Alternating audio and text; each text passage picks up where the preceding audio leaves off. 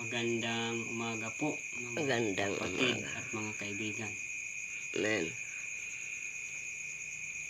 Saan man kayo naroroon sa mga oras na ito,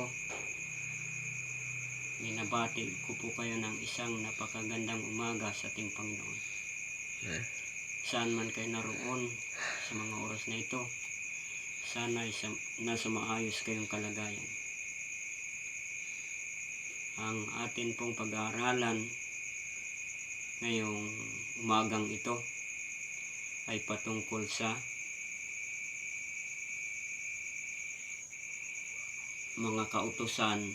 Ano bang kautusan ang inalis sa pagkapako ni Kristo sa krus?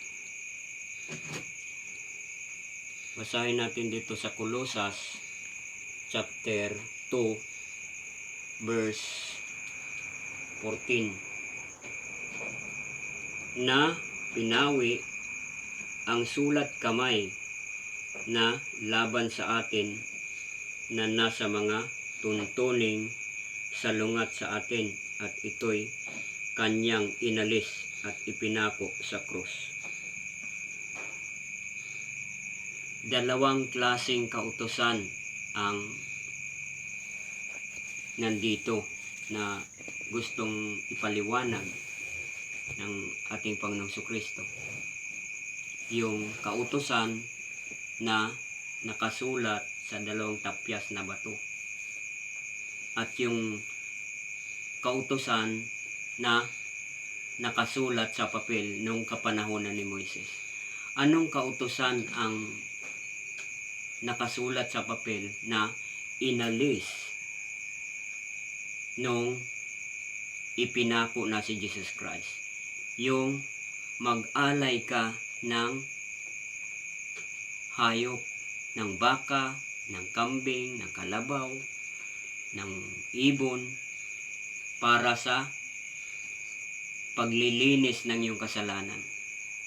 Mahirap na bagay yung mag-alay ka ng mga hayop.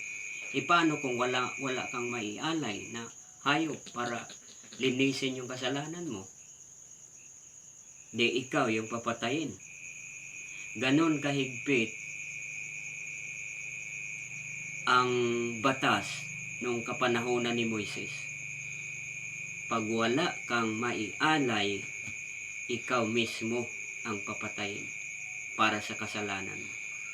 Dahil ang kabayaran ng kasalanan ay kamatayan, ayon sa Roma 6:23. Dahil lahat ay nagkasala at hindi nangagkaabot sa kaluwalhatian ng Diyos. Roma 3:23.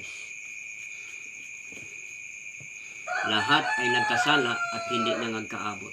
Subalit tayo po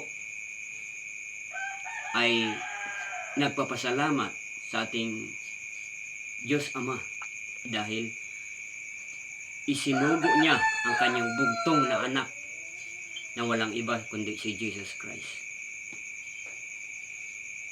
para tubusin ang lahat ng ating mga kasalanan.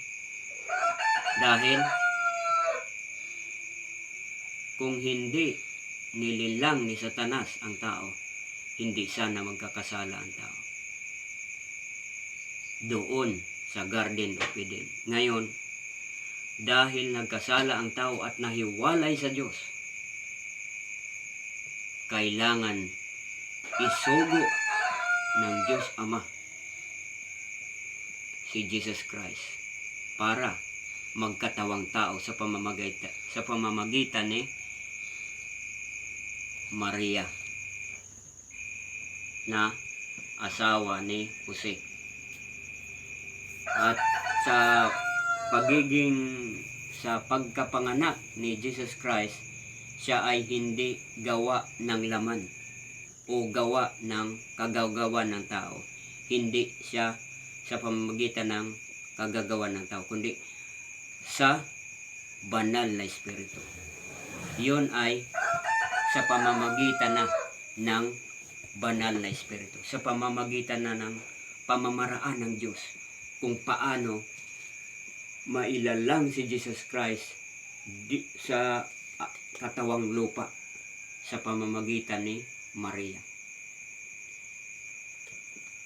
Siya ay lalang ng banal na espiritu. Yung pagiging katawang lupa niya ay lalang ng banal na espiritu. At nais kong ipaliwanag sa inyo mga kapatid at mga kaibigan. Sino man po ang hindi pa nakakasiguro sa inyo patungkol sa inyong buhay, halimbawa kung sakaling bawian kayo ng hiram ninyong buhay, ito na siguro ang panahon para tanggapin nyo si Jesus Christ. Dahil hindi po natin alam kung kailan tayo babawian ang ating hiram na buhay. Mas maganda yung nakakasiguro tayo. Natitiyak natin na once nabawian tayo ng ating hiram na buhay, alam natin kung saan tayo pupunta. Dahil sabi dito sa Juan 5:24. Anong sabi sa Juan 5:24?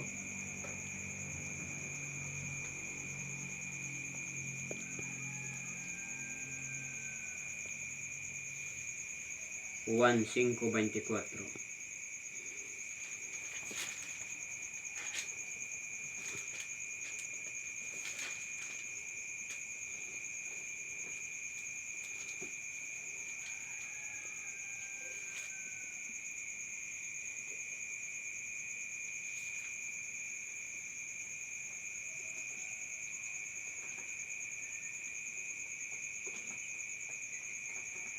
Katotohanan sinasabi ko sa inyo, ang nakikinig ng aking salita at sumasampalataya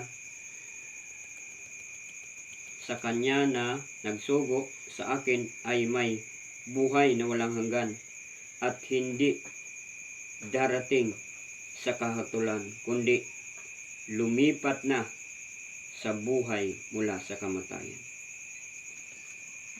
Ang sabi, ang sino mang sumasampalataya kay Jesus Christ ay magkaroon ng buhay na walang hanggan. At kailanman ay hindi na siya hahatulan. Siya ay lumipat na mula sa kaparusahan patungo sa buhay na walang hanggan. Ganyan katindi ang kapangyarihan ng Diyos sa pamamagitan ni Jesus Christ. Nang sino mang tumanggap at sumampalataya sa Kanya ay magkaroon ng buhay na walang hanggan. Anong gagawin para magkamit ng buhay na walang hanggan? Ganito lang ang kailangan dapat gawin. Una, aminin mo na makasalanan ka. Pangalawa, pagsisihan mo lahat ng ginawa mong mga pagkakasala.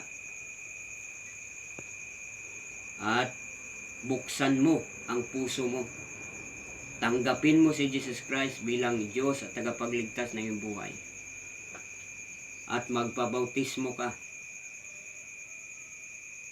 Dahil ang bautismo ay importante din yan.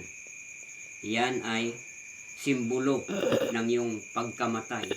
Nung namatay si Jesus Christ, ikaw din ay kasabay na namatay din.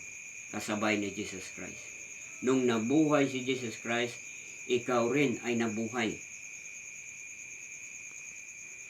Nung nabuhay siya, ikaw rin ay nabuhay sabay ng pagkabuhay ni Jesus Christ nung siya ay nabuhay. Ganyan. Ikaw ay bagong nilalang na. Mula sa pagiging makasalanan, ikaw ay nabuhay patungkol sa isang banal na pamumuhay, mabuting pamumuhay. Huwag mo nang balikan ang dati mong buhay. Ikaw ay bagong nilalang na at huwag ka nang bumalik sa luma mong buhay. Yun ang buhay na makasalanan, buhay na puro kalayawan, puro bisyo. Yun ay hindi magandang buhay. Yun ay hahantong sa kamatayan, tungo sa kaparusahan doon sa impyerno. Yun ay isang nakakatakot na sitwasyon ng buhay pag ikaw ay naparusahan na doon sa impyerno. Kaya ngayon, kaibigan at mga kapatid, habang panahon pa, habang may oras pa, may panahon pa, pagsisihan nyo, magbalik loob kayo sa ating Diyos. Huwag nyong sayangin ang inyong buhay sa mga walang kwentang bagay na mga bisyo at kung ano-ano pang mga kalokohan. Dahil darating ang panahon na sisingilin kayo ng Diyos kapag hindi kayo magbabago. Tinitiyak ko po yan sa inyo. Dahil dito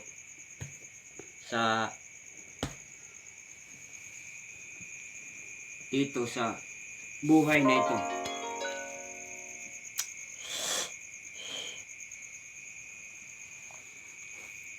dahil sa buhay na ito, ito po yung napakahalaga. Ito po yung sinasabi na kailangan nating tiyakin ang assurance of salvation, ang kasiguraduhan sa kaligtasan sa mga oras na ito. Dahil hindi po biro ang mapunta ka sa impyerno. Dahil yun ang talagang final na pagkahiwalay mo sa Diyos. Doon ay papatayin ka.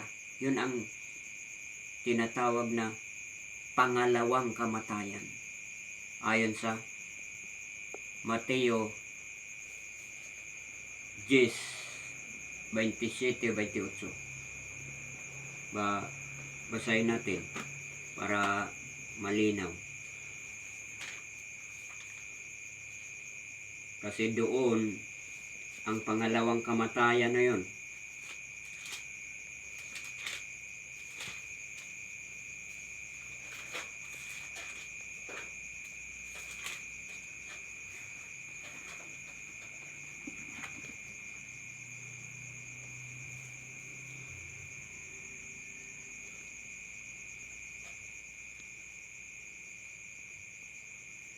Ang sabi dito sa 28, huwag ninyong katakutan ang mga pumapatay ng katawan, ngunit hindi nakakapatay ng kaluluwa, kundi katakutan ninyo siyang makapupuksa ng kaluluwa at ng katawan sa impyerno. Ibig sabihin nun, kapag ikaw ay wala kay Kristo, sangayon dito sa Mateo 10:28, ikaw, ang kaluluwa mo ay pupuksain doon sa impyerno. Yan ang nakakatakot na bagay. Yan ang nakamalagim na wakas ng isang taong hindi nagkaroon ng pagkakilala kay Kristo. Marahil hindi aksidente nga nakapanood ka sa bidyong ito. Ang bidyong ito, mga kapatid at mga kaibigan, ay para sa inyo. Huwag niyong sayangin ang pagkakataon sa mga walang kwentang bagay. Lumapit tayo sa Diyos, magbalik loob tayo sa Diyos. Dahil ang kaparusahan ay malapit na. Kaunting panahon na lamang. Tanggapin si Jesus Christ, magpabautismo, at sumunod sa utos ng Diyos. At sambahin ang Diyos sa banal na Sabat. Dahil iyan ang eksaktong instruction na sinabi ng Diyos. Hindi pwedeng salungatin ang salita na yan dahil iyan ay mangyayari doon sa kabilang buhay, doon sa bagong langit at sa bagong lupa. Hindi lang Israel ang pinatungkulan dito. Sa Isaiah chapter 66 verse 23. dito, bagong langit na itong pinag-uusapan. Dahil sa langit po ngayon, na nandun si Jesus Christ, ang panambahan nila ay Sabat. Huwag niyong sabihin na si Jesus Christ ay hindi sumasamba sa Sabat, dahil mismo si Jesus Christ nung time na nandito pa siya sa lupa, pumasok siya sa sinagoga, sumamba din siya sa Lucas 4:16 hanggang 17. Pero basahin muna natin itong Isaiah chapter 66 verse 22 hanggang 23. Bagong langit ang pinag-uusapan natin dito. Ito yung pinaka-final na lugar na pagtitipunan ng lahat ng nakatawid sa kaparusahan, lahat ng nakasulat sa aklat ng buhay na pangalan.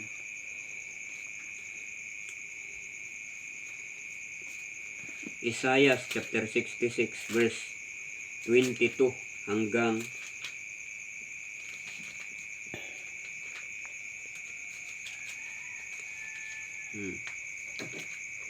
ito.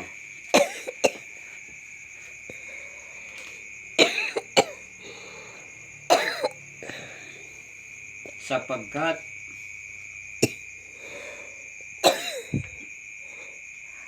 kung paanong ang bagong langit at ang bagong lupa na aking lilikhain ay mananatili sa harapan ko, sabi ng Panginoon,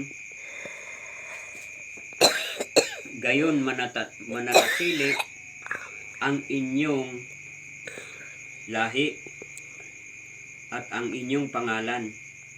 At mula sa bagong buwan hanggang sa isa pang bagong buwan, mula sa isang Sabat hanggang sa isa pang Sabat, paruroon ang lahat ng laman upang sumamba sa harapan ko, sabi ng Panginoon. Ibig sabihin,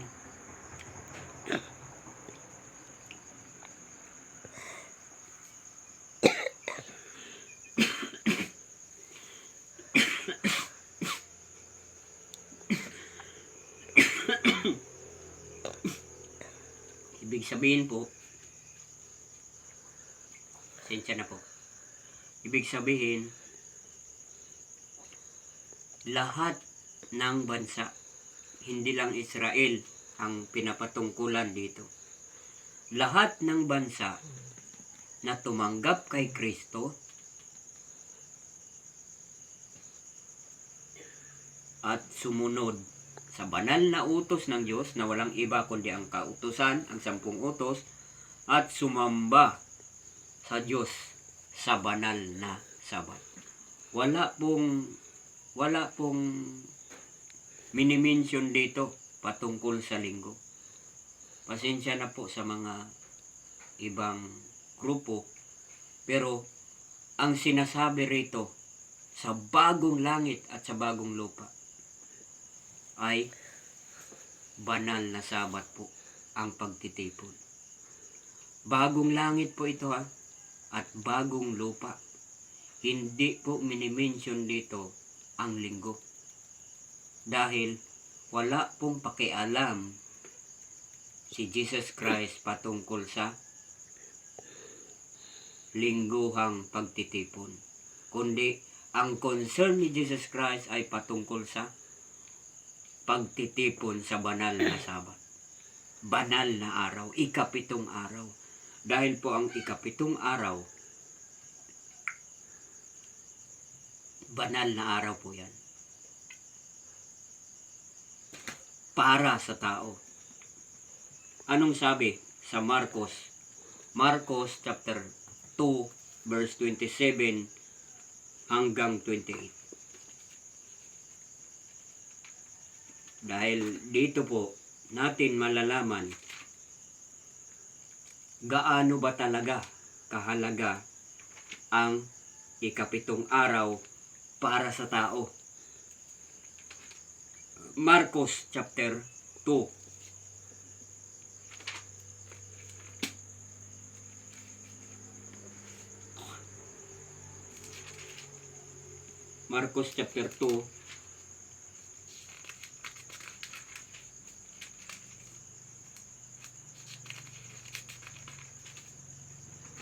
Sabi, Marcos chapter 2 verse 27 hanggang 28.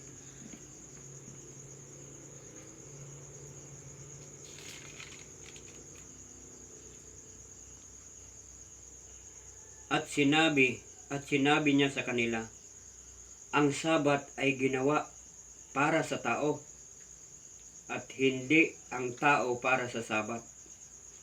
Kaya't ang anak ng tao ay Panginoon maging ng Sabat. Maliwanag po ang pagkasabi, ginawa ang Sabat para sa tao. Hindi ginawa ang tao para sa Sabat. Ibig sabihin, bago pa lalangin, bago pa likhain ng Diyos ang mundong ito, nakaplano na ang lahat ng bagay. Ibig sabihin, plano ni Jesus Christ na lalangin lahat ng bagay sa mundong ito. Lahat ng naaabot at nakikita ng ating mga paningin, gawa ng Diyos yan. Sa loob ng 6 na araw, kasama ang tao. Pagdating ng ikapitong araw, sangayon sa Genesis chapter 2, verse 2 and 3, matapos niyang likhain ang lahat ng bagay, ay nagpahinga siya. Ginawa niya itong banal, binasbasan, itinangi, ibinukod para sa kanya. Para lahat ng mga tumanggap at sumampalataya sa kanya ay pagkakaisahin niya sa iisang paglilingkod, ang ikapitong araw. Yan po. Mula Genesis hanggang Revelation, wala pong, pasensya na po kayo sa mga ibang, wala po kong pinatutungkulan dito. Ang ibig ko lang sabihin po, isang araw lang ang minimension ni Jesus Christ dito na napaka-importante para sa kanya. Itong ikapitong araw. Ganun talaga ang pagmamalasakit ni Jesus Christ sa ikapitong araw. Dahil isinama niya ito sa kautusan. Pang-4 na utos. Igalang ang ikapitong araw. Dahil napakahalaga nito. Pahalagahan ang ikapitong araw. Respetuhin. Pakabanalin. Dahil yan ay araw ng Diyos na dapat siyang sambahin at purihin.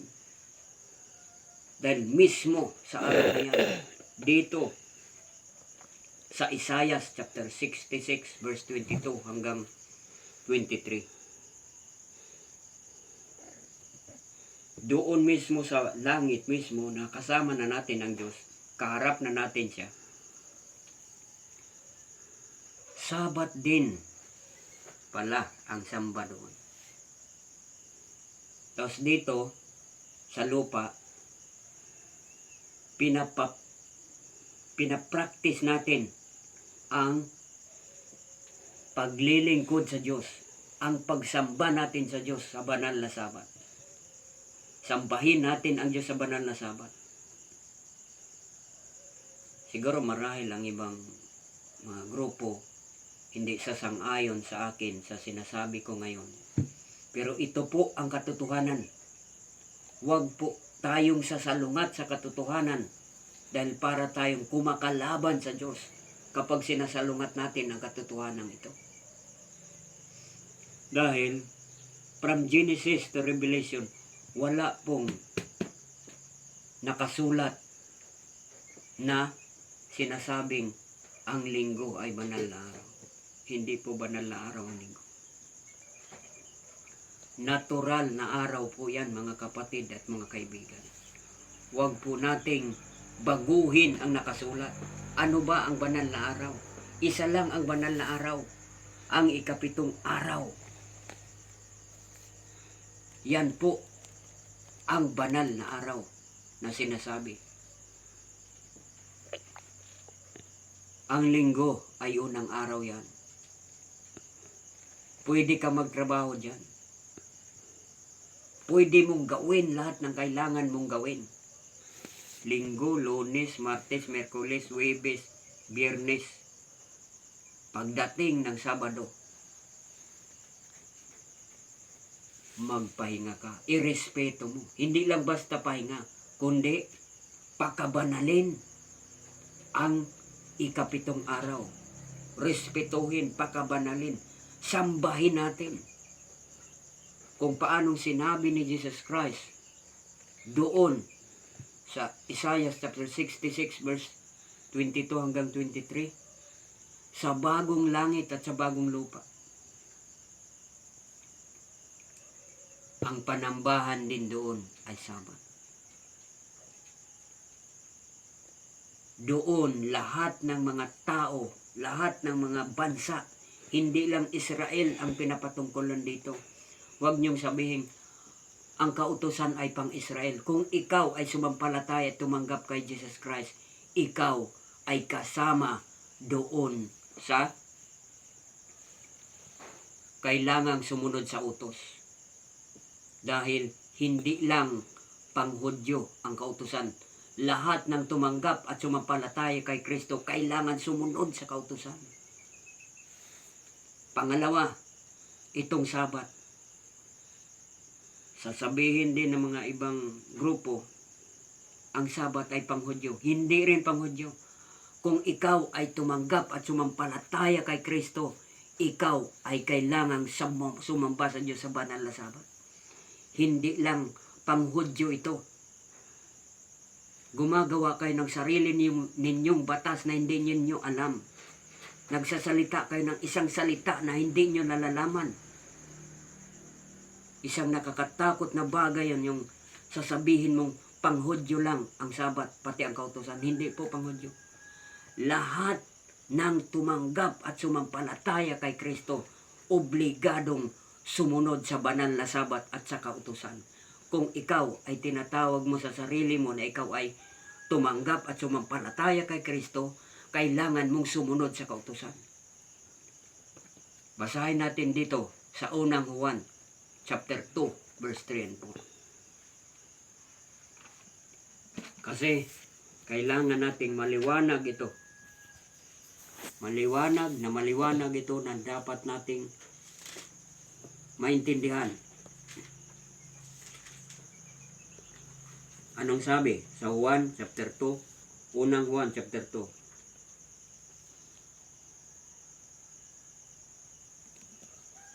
Chapter 3. Unang Juan chapter 2 verse 3 and 4. Unang Juan chapter 2 verse 3 and 4. At ganito ang nalalaman natin, na siya'y kilala natin kung tinutupad natin ang kanyang mga utos. Chapter 2 verse 3 and 4. Ulitin ko ang pagkasabi. At sa ganito'y nalalaman natin na siya'y kilala natin kung tinutupad natin ang kanyang mga utos. Iyon ang sabi sa verse 3. Kung isa kang anak ng Diyos, kung tinatawag mo ang sarili mo na ikaw ay lingkod ng Diyos o tumanggap kay Kristo, kailangan mong sumunod at patunayan ang iyong pagiging anak ng Diyos sa pamamagitan ng pagsunod sa kautusan para makita ang prueba kung gaano ka katotoo sa harapan ng Diyos sa pamamagitan ng pagsunod mo sa banal na utos ng Diyos. Para hindi ka malihis, hindi ka maligaw sa maling landas, kailangan mong sumunod ka sa kautusan ng Diyos. para pag mayroong mga tukso na dumating sa'yo, kaya mong dipinsahan ang sarili mo dahil alam mo na ang kautusan ay banal. Tuturuan ka ng kautusan para hindi ka maligaw sa kasalanan, katulad ng pakikiapid, pagsisinungaling, pagnanakaw, pagpatay, at marami pang binabanggit na mga kasalanan na labag sa kalooban ng Diyos. Yan ang purpose ng kautusan kung bakit kailangan niyang ipasunod, para hindi ka maligaw, hindi ka matukso. Kaya mong depensahan ang tukso, kaya mong tanggihan ang tukso sa pamamagitan ng kautusan. Dahil pag alam mo ang kautusan, kaya mong i-reject ang kung anumang mga tuksong darating sa buhay mo. Pero kung sinasabing mong lingkod ka ng Diyos pero salungat ang pangangatwiran mo dito sa kautusan, magtatanong ako sa iyo, kapatid, kaibigan, ikaw ba talaga ay may tunay na pagkakilala kay Kristo? Lahat ng nagsasabing tumanggap at sumampalataya kay Kristo ay kailangang sumunod sa utos ng Diyos. Ano man ang klase ng mga, kung ano ka mang grupo ngayon, kailangan mong sumunod sa utos ng Diyos. Dahil kapag hindi ka sumunod sa utos ng Diyos, anong sabi dito sa verse 4? Ang nagsasabing kilala ko siya, ngunit hindi tinutupad ang kanyang mga utos, ay sinungaling, at ang katotohanan ay wala sa kanya. Ibig sabihin, kung sinasabi mong anak ka ng Diyos, sumampalataya kay Kristo, tinanggap mo si Jesus Christ, pero ayaw mong sumunod sa utos, ayaw mong sambahin ang Diyos sa banal na Sabat, ikaw ay, ang tawag sa iyo ay sinungaling. Huwad ka talagang tao. Nagsisinungaling ka sa sarili mo. Niluloko mo ang sarili mo. Hindi mo talaga tunay na tinanggap si Jesus Christ. Ibang klaseng espiritu at ibang klaseng Kristo ang nasa sayo. Dahil si Jesus Christ mismo ay sumunod sa kautusan. Maski sa kahuli-hulihan niyang patak ng kanyang buhay, ay sinunod niya ang kautusan. Walang kautusan na nilabag si Jesus Christ. Sino mang nagsasabi na si Jesus Christ ay lumalabag sa utos, nagkakamali po kayo. Alam niya ang lahat ng ginagawa niya. Kaya huwag nating bigyan ng maling salita si Jesus Christ, dahil siya ay walang kasalanan, walang nilabag, at siya ay banal at alam niya ang lahat ng bagay. Dahil lahat ng sinasabi natin, lahat ng sinasabi ninyo na mga maling haka-haka patungkol kay Jesus Christ, pagsusulitan nyo yan pagdating ng huling araw. Ngayon pa lang, dapat isettle nyo na yan, yung mga maling pag-iisip nyo kay Jesus Christ. Dahil si Jesus Christ mismo ay sumunod sa kung anumang instruction na sinabi ng Diyos sa kanya. Nung sinabi ng Diyos na pumunta ka sa lupa, pumunta siya. Para saan? Sino ba tayo para bigyan ng pagpapahalaga ng Diyos? Tao lang tayo. Makasalanan. Tapos, puro pa kalukuhan, kabulastugan ang ginagawa. Sino ba tayo para pagmamalasakitan ng Diyos? Dahil, isang dahilan lang kung bakit pumunta ang Diyos Kahit isa siyang Diyos, kahit isa siyang kataas-taasan, King of Kings, Lord of Lords, pumunta pa rin siya. Bakit? Dahil mahal niya tayo. Isang dahilan lang kung bakit pumunta si Jesus Christ dito. Dahil pinapahalagan ni Jesus Christ ang ating buhay. Dahil ayaw niyang mapahamak tayo sa impyerno. Kaya, isinugo ng Diyos Ama ang kanyang bugtong na anak.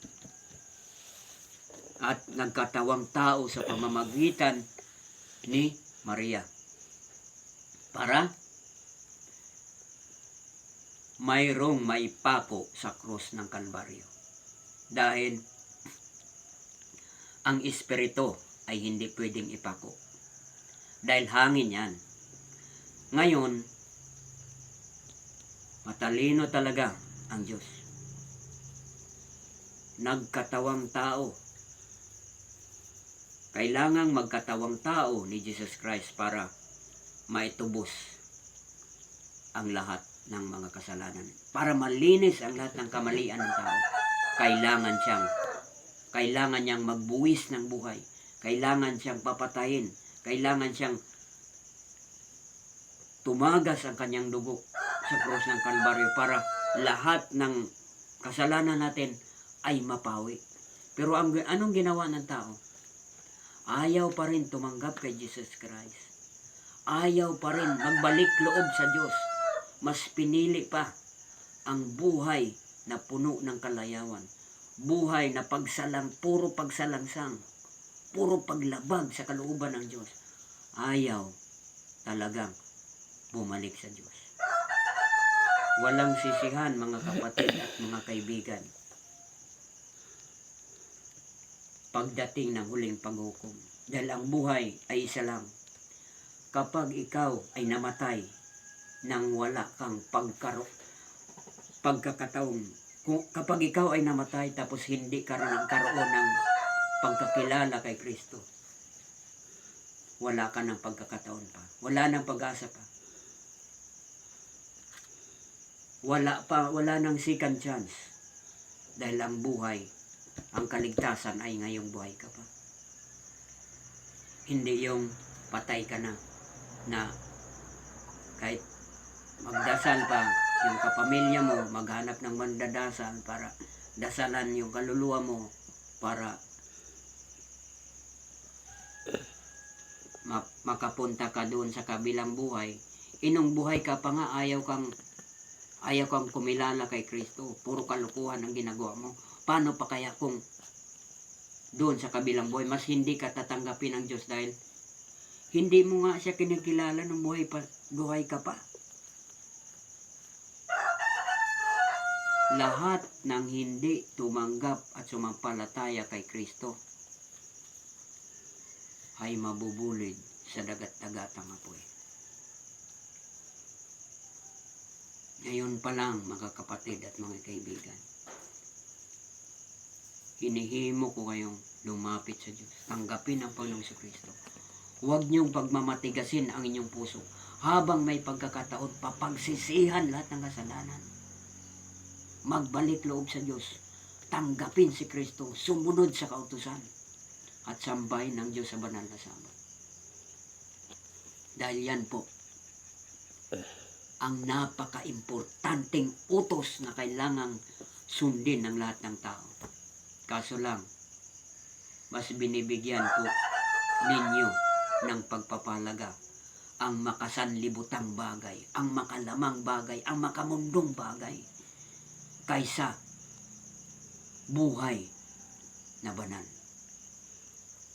Nakakalungkot lang isipin na binibigyan nyo pa ng importansya ang makamundong buhay kaysa maglingkod sa Diyos. Pero kung kayo talaga ay nakalaan sa kapahamakan, wala na tayong magagawa dyan. Kasi mas pinili nyo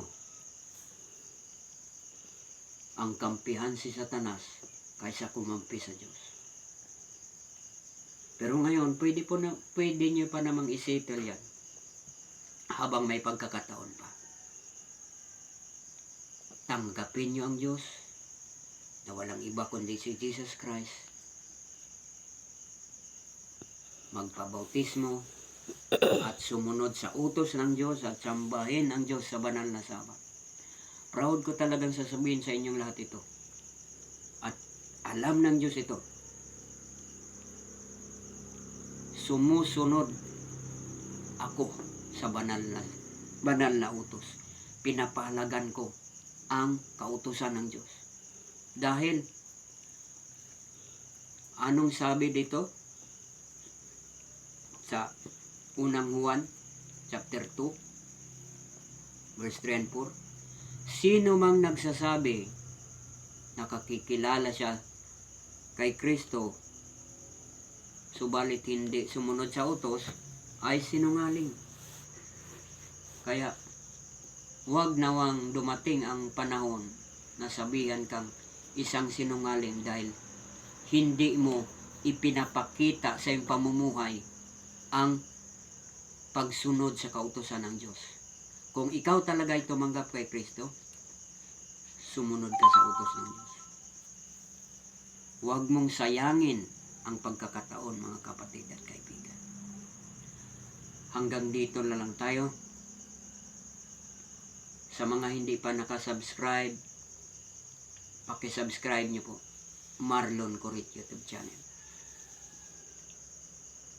Huwag niyo pong kalimutang isubscribe, i-like at i-share ang video para lahat po ay makakaalam patungkol sa katotohanan ito. Dahil kailangan po itong malaman ng mundo dahil malapit na po ang pagbabalik ng Panginoong Jesucristo. Kaunting panahon na lamang ang hinihintay. Kaya, isang biling salita sa inyo, magbalik loob tayo sa Diyos. Huwag nating sayangin ang panahon sa mga walang kwentang bagay, sa mga makamundong bagay, sa mga makalamang bagay. Huwag nating masyadong papahalagahan ang mga bagay sa mundong ito dahil lahat ng bagay sa mundong ito ay malulusaw, maglalaho sa pagdating ng Panginoong Jesucristo. Dahil ngayon nasa ilalim pa tayo ng biyaya ng Diyos. Pero pag ito ay tinapos na yung biyaya ng Diyos na pwede pang mangaral, pwede pang ipahayag ang salita ng Diyos. Pero sa pangalawang pagbabalik ng Diyos, the second coming of Christ ay hindi na biyaya ang dala niya. Judgment na para sa mga hindi tumanggap at hindi kumilala kay Kristo at ayaw sumunod sa kautusan at ayaw sumamba sa Sabat. Mga lumalabag, sumasalungat sa katotohanan, binabaluktot ang katotohanan at ginawa pang sinungaling si Jesus Christ. Isang nakakalungkot na bagay na sabihin mo si Jesus Christ pa lumalabag. Yung mga taong nagsasabi na si Jesus Christ ay lumabag sa utos, yan ay ano, isang tao mangmang at wala talaga sa kanya ang katotohanan.